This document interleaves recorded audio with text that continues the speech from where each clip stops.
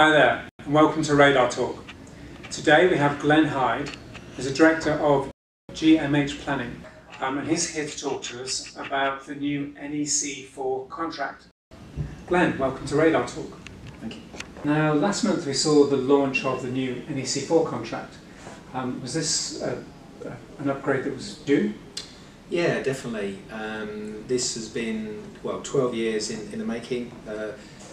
If you look back, 2005 was when NEC3 came out, and there have been some enhancements during that period from NEC3, but they were always sort of soft revisions of the contract. So it's the first time in 12 years we've seen an actual relaunch of the contract. Going back, NEC1 came out in 93, NEC2 was quite quick, that was in 95, and then it was 10 years before NEC3. And then it's been 12 years since we needed really to see NEC4. But definitely it was long overdue, some might say. NEC3 was very good. I'm a very strong advocate of NEC Contracts, and NEC3 is a very good set of contracts. But I, like other consultants and as a group, we've been campaigning for a few changes that we always wanted to strive to see better, because NEC is a great set of contracts, but where it can improve, it was a little bit of a frustration in certain areas. So to be fair, the authors of the contracts, they listened to the industry as a whole, and they've upgraded the contracts, and yet we've seen a whole new set of NEC4 contracts now. So it was overdue. They have advertised it as evolution, not revolution, and I think that's pretty clear in the updates. There's changes, but there's not lots of fundamental changes. There are some new contracts we'll talk about, and there's some fundamental name changes, like, for example, the term works information goes from the ECC contract, it becomes scope. So that's just a new name that people have to get used to. The term employer's gone, it's now called the client. So again, they've made these consistent across the different contracts. Some people probably won't like the name change and think, well, why did you need to do that? But I think in the long run, whilst it's a little hard to get over something new, in general, they probably good reason to make changes like that. So as a whole, yes, we were definitely due NEC4, and on the whole, I think they've done a very good job. There are a few areas where, okay, maybe they haven't changed things that they could have done, and a couple of the changes they've made maybe are a little bit strange, and we're just trying to get used to now as a group, as an industry, okay, were they the right changes to make as well? So I think we should continue to challenge, but yeah, NEC4 is definitely a welcome addition. So what do you see as some of the most interesting new features of the contract? Yeah, there's quite a few.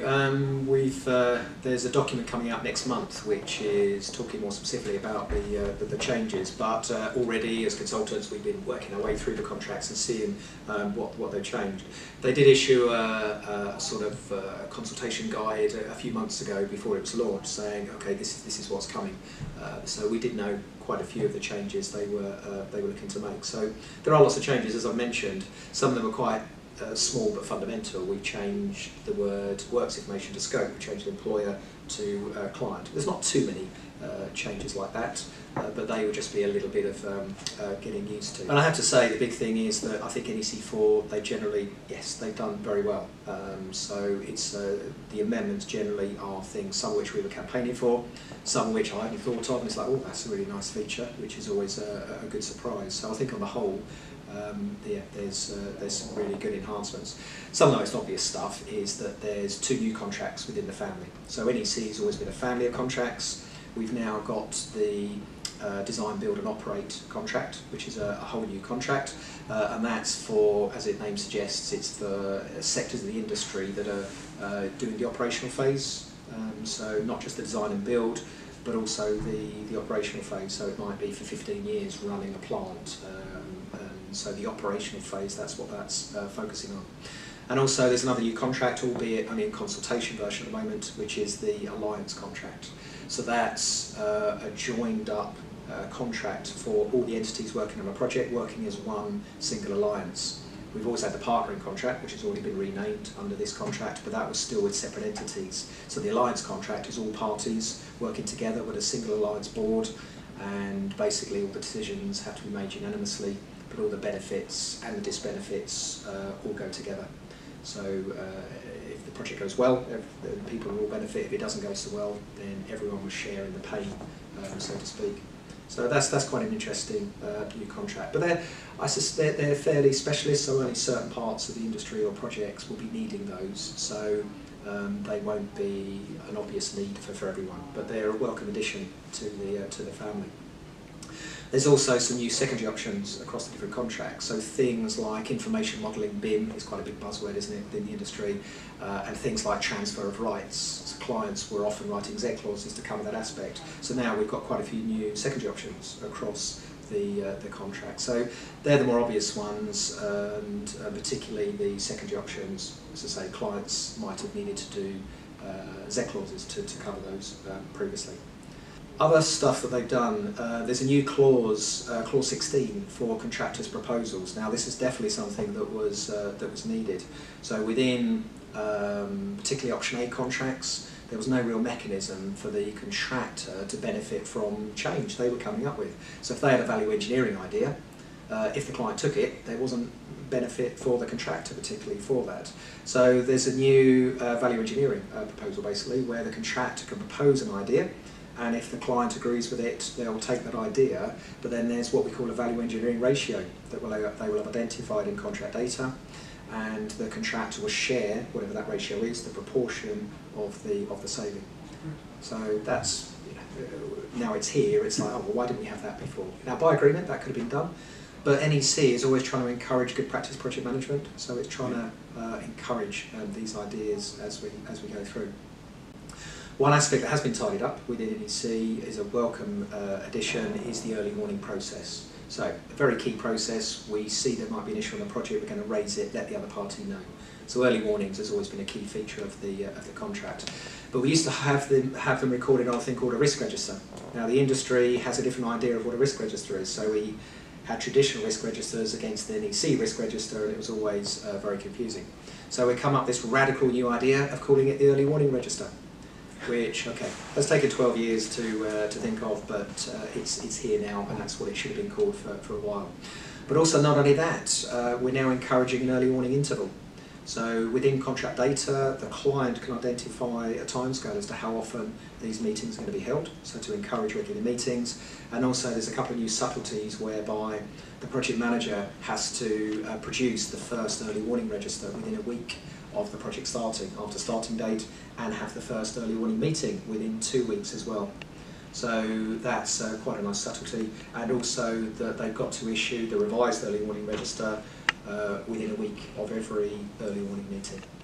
So what was always a key feature within the contract has now already been sort of tidied up, just to make it clear as to how that should be operated.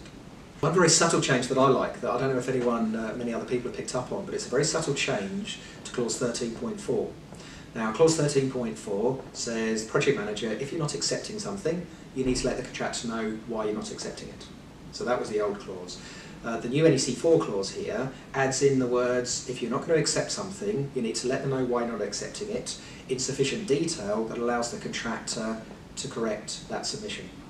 Now, those words should not be needed, that should be obvious, that's what they should be doing, but you'd be amazed how often a project manager responds with, I'm not accepting, and giving a very high level reason. And the contractor's left not knowing what's wrong with the submission. So that is a real subtlety that just emphasises, if something's not acceptable, fine, but give reasons why it's not accepted, and the contractor can then correct that. So that's a real subtlety that probably we shouldn't need, but we do, and it's most welcome. Another key element, if we move into programme, is that there is now an acceptance, deemed acceptance loop for programmes. Now NEC is not a big fan of deemed acceptances for good reason, because if you submit something, if it becomes deemed accepted, well hang on, did we receive it, and it becomes a bit of an issue. So design, for example, if that isn't responded to, well, it's a hold point, so there's never a deemed acceptance loop. There was always deemed acceptances for compensation events in NEC3. So if a compensation and quotation has gone in and not responded to by the project manager, then after a reminder, there is a period where that becomes deemed accepted. So there's always been a few, well, certainly by the time with NEC3 there was a few deemed acceptances. A big problem that contractors were experiencing currently on projects is a program goes in for acceptance and there's no response from the project manager. Now the only official recourse currently with NEC3 was to notify a compensation event because there's been no response. However, where can the contractor go with that? Because although it's a compensation event, there's nothing really that they can price for. So what we've got within NEC4 now is if there's no response to the program acceptance, then the contractor reminds the project manager that they've not responded to the program formally in writing under the contract, and then after a further week, that program is then deemed accepted. So that really is quite an important initiative. I don't actually think this will lead to lots of deemed accepted programs, because that could cause a little bit of a mess in terms of, hang on, the program's rubbish, but it's been deemed accepted. What I do think it will force is project managers to respond, which frankly is what we want. And even if that's a non-acceptance, then at least they're explaining why they're not accepting. So that's what I think that will actually do, that loop. So that will clear things up quite nicely. In the program section, they've also tidied up the acceleration clause. Now the whole point within NEC is that the project manager cannot impose acceleration upon a contractor, and I think legally that's quite an important aspect. But even clearer now, before the project manager could instruct a quote to accelerate, the contractor had to either give the quote or say why they couldn't give the quote. Now the quote has to be by agreement, so if both parties agree, then the project manager can give an instruction to accelerate. Also, they've added in timescales, so the acceleration quote has to be submitted within 3 weeks, and the project manager has to respond within 3 weeks to that as well. And then also embedded in the core clauses now is the formalisation of that quotation. So that's quite useful. To be honest, all it does is reinforce that acceleration has to be by agreement. So that's quite a nice tidy up of that particular clause. Touched on compensation events. So in compensation events itself, there's two new compensation events. One is there's the facility to add in extra compensation events within contract data, which actually used to be in NEC2. So that the wisdom is that actually, yeah, that's a good idea. So that's resurrected from NEC2. And another quite nice one is the cost to propose quotations, if they don't go ahead, will now be a compensation event. So that was always a bugbear for contractors, where if they're asked to provide a quotation for a proposed instruction, but then that instruction doesn't go ahead, well, they don't get recovery of anything. So now that is a compensation event. So I think what that will encourage is the employer to be thinking about these proposed quotations with a bit more thought, and only asking them when there's a fair chance they want them to be going ahead, because if not, they'll have to pay for the quotations. So that is an extra overall compensation event. With NEC3, with compensation events, generally the cost of producing quotations under options A and B was always excluded, which I always thought was quite harsh within the contract. So a contractor had no real way of knowing at tender stage how many compensations would be issued, but under the contract, however many they were, the cost of preparing the quotation was actually excluded. They've deleted that within NEC4 now, so they're not excluded, so therefore by difference they can now be included. I think that's a fairer balance of the contract clauses there. Cost reimbursable contracts, option C, D and E. There was always a problem whereby with cost reimbursable contracts the contractor is demonstrating actual cost as they move through the project. And there was always a tendency at the end of a project for a client to all of a sudden bring in a few cost auditors into the project, and all these costs they've been paying happily for the last 12 months, all of a sudden the auditors come in and say, oh no, sorry, that's excluded and that's excluded. That was always a bit harsh on the contractor. Now, at the end of the day, if it's a disallowed cost, it's a disallowed cost, but a lot more helpful if that's done sort of progressively throughout the project. So now with NEC4, there is the addition for a contractor to ring fence areas of defined cost, and there's timescales added into that as well. So where a whole section works, they can put forward and say, look, they are our defined costs for that element. Can you agree those elements? And basically that just means that they can't then be reopened at a later stage. So I think that progressive agreement of payments is very constructive and definitely something that was missing again with NEC3. Not really, NEC3 didn't really discourage that behaviour, whereas NEC4 is clearly saying no, that isn't right. So if the contractor's ready and can demonstrate their actual cost, let's ring fence them, let's agree them, let's move on. And that's got to be good for clients as well, because they understand their liability as they move through the project. Sometimes clients' problems at the end is, well, hang on, that might be a cost, but we haven't got the money to pay for it. So they look extra hard why they want to not pay for it. Whereas if you manage your expectations during, then maybe that would be more palatable. The schedule of cost components has always been a little bit of a bone of area of discrepancy and people not necessarily understanding exactly both the schedule and the shorter schedule of cost components, how they work. So this schedule is how we build up defined cost, again, particularly with option C, but with options A and B, we use the shorter schedule of cost components. I think that's probably the biggest area of change. Within NEC4, there's quite an overhaul of the schedule of cost components. So there's fewer percentages. So in NEC3, we've got a subcontract fee percentage and a direct fee percentage. That's now done away with. That came in with NEC3 and it's gone back out with NEC4. So there's one fee percentage. Also, people overhead and working area overhead, depending which option you're working under, they've gone as well. So some of those elements drop into the schedule of cost components. The rest, the contractor is just going to have to include within their fee.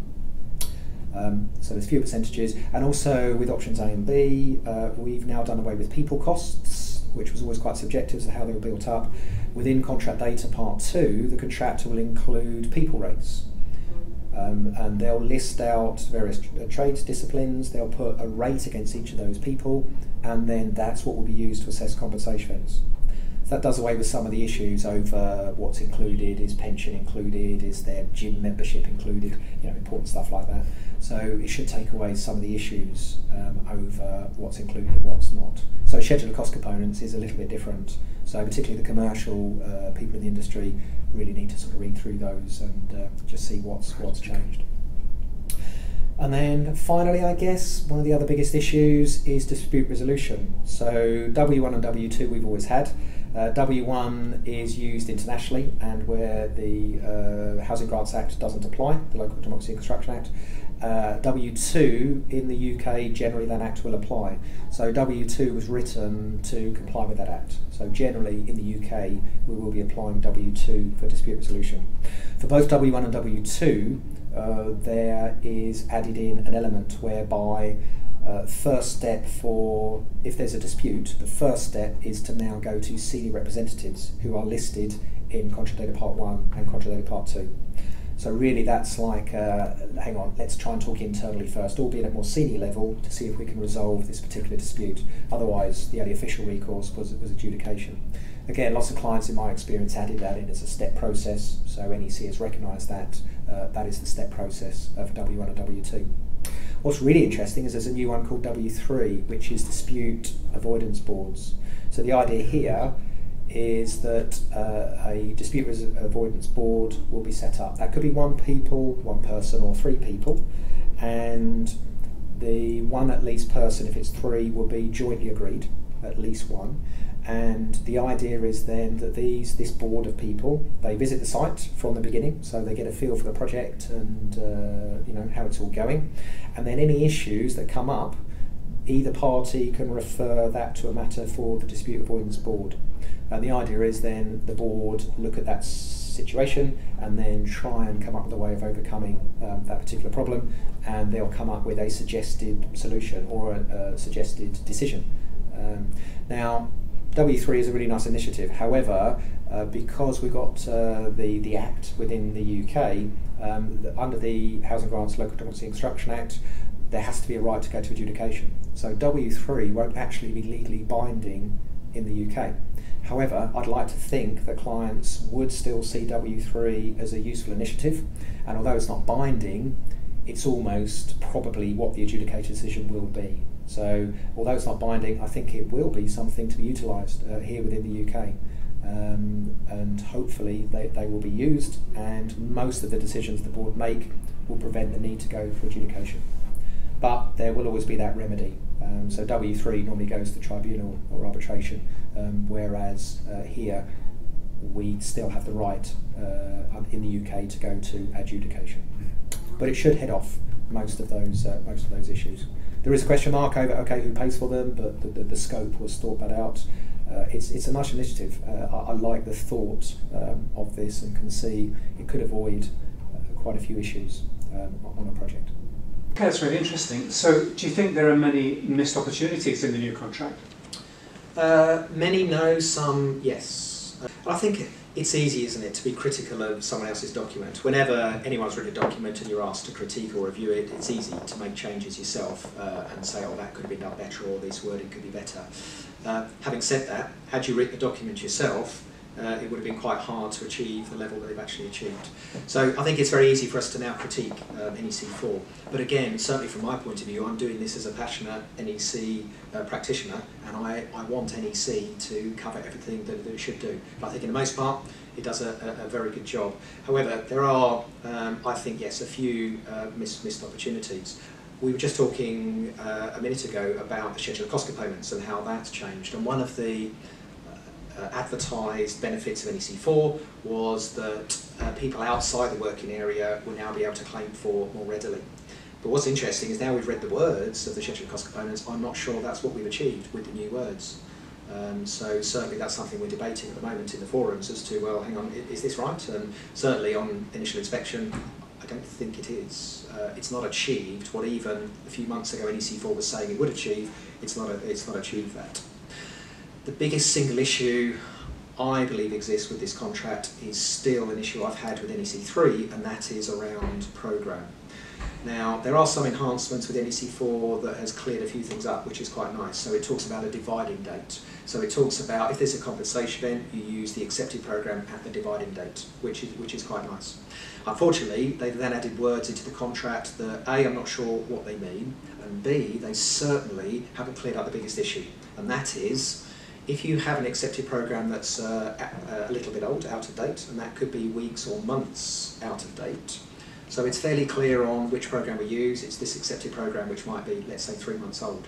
But the trouble is, no doubt there will be progress and other compensation events that, if you take those into account, will give you a different answer than if you just simply assess the compensation event against the last accepted programme. Back in 2013, I wrote an article that said, look, NEC3, looking at the clauses, if you look hard enough, look, here are the rules that, yes, you've got to take into account certain things before, rather than just bluntly using the last accepted programme. But in NEC3, it was quite a difficult, trawl around the contract to find where it said that. And in the article I wrote in 2013, I said, don't worry, NEC4 will come out soon and it will solve all our problems. It has come out, and it hasn't solved all those problems, unfortunately. So I personally think that definitely progress and other compensation rates have to be taken into account, and I've written myself words that I think cover this. Now I think they need a bit more analysis, but certainly from my point of view, they're clearer words on what we currently have within NEC4. It's a significant problem, and I can only assume the authors of the contract didn't really see it as quite as an issue as it actually is. One way or another, I think this needs amending, or I think it needs strong guidance, but that needs to happen, quite soon in this regard, because it's a problem within the industry. How do we assess compensation events, particularly where the programme's out of date, and when you've got multiple compensation events, how do you assess them? Another problem I've always had, and it's still the same, and okay, maybe this may be more of a personal preference, but I see it as a real issue. We have things called key dates in the contract. Now, sectional completions and completion dates are fairly clear, and the acceleration to bring forward a sectional completion or completion date is what we call acceleration, and you can only do acceleration by agreement. However, with a key date, the same in NEC4 as we had in NEC3, the project manager can instruct a change to a key date, and by default that could be earlier rather than later. That does go on to say, well, this will be assessed as a compensation event, but my problem is a compensation event can then be assessed by the project manager.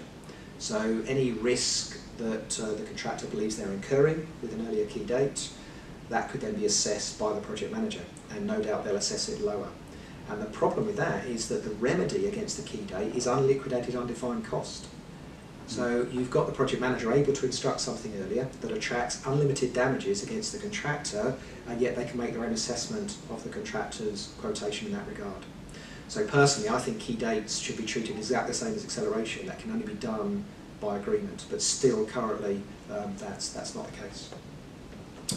Another minor area that I think they could have improved was the narrative, or sorry, the contract talks about a statement going with a program. So it basically says for each operation, every time you issue a program, you need a statement describing, in terms of principal equipment and resources, how you plan to achieve those works. That could be quite a wordy document. I think they should be on the program anyway, principal equipment and resources. And I've always described, it should be a narrative that goes with the program. And the narrative describes what the program is showing, why plan completion's moved, if it has during the period, what changes you've made in the program, compensations you've added, things like that, major changes you're making in the program logic, what the critical path is. So there's a number of things I think would be useful as a narrative to go with the program, to hopefully speed up the project manager's understanding as to whether they should or shouldn't actually accept that program. So that's probably more of a nice to have, but the way it's described in the contract, A, I don't see many people doing, and B, I just think it's a bit cumbersome, and I think there's better wording that we could have had around there. So there are a few aspects that I think could be improved or enhanced. Already in the group we are discussing a few clauses and do they work. For example, Section 8, which is talks about insurances and risks, liabilities as it now calls it. Clause 80.1 always listed employers' risks, and that's the same with NEC3 and NEC4. Under NEC3, 81.1 used to list used to say contractors' risks were anything that wasn't an employer's risk. So basically it was a catch-all clause. Now with NEC4, 81.1 lists a series of contractor risks. There's about 5 of them. So the interesting quantity there is, well, you've now defined what contractor risks are. What if something falls between the gaps? Whose risk would that be?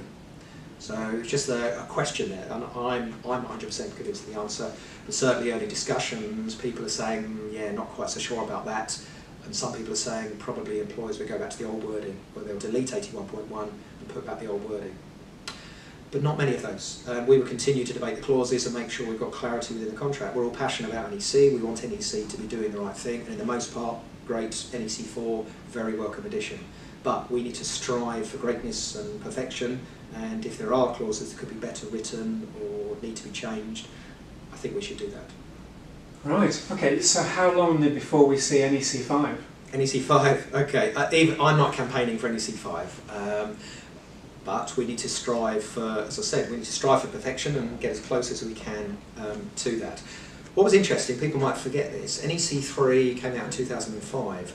In 2006, just 1 year later, there was basically amendments that came out, and quite a few, but there was a few subtle changes to the contract. So in that regard, NEC aren't afraid to publish, no, actually we've had a better idea of some of these clauses. So I think there's a little bit of tidying up we could do with sooner rather than later to really enhance the benefit of NEC4. So I think yes, within a year, let's let it settle a bit, and then let's start just refining errors. I think there's the odd error, minor ones, and enhancements. Yes, I think there's a few bits that we can do. But then hopefully it can run for another 10 years or so, because that's roughly what we had between NEC3 and NEC4. Certainly NEC2 to NEC3, we've had 10 years and 12 years. I doubt on that it's going to go 14 years without some NEC5, and who knows? Who knows, with technologically advancing, things like that, maybe we need some updates sooner rather than later. But NEC3 had at least 2 or 3 upgrades. It never changed to NEC4. If you liken it to an iPhone, they call some models the 6S rather than a 7. So I think yes, we need an NEC4S sooner rather than later to improve some of the elements. But hopefully, yeah, NEC4 can then bed in for a long time, and hopefully it'll be another 10 years before we need formally to see NEC5. Glenn, that's been really useful. Thank you very much for your time. No problem, thank you.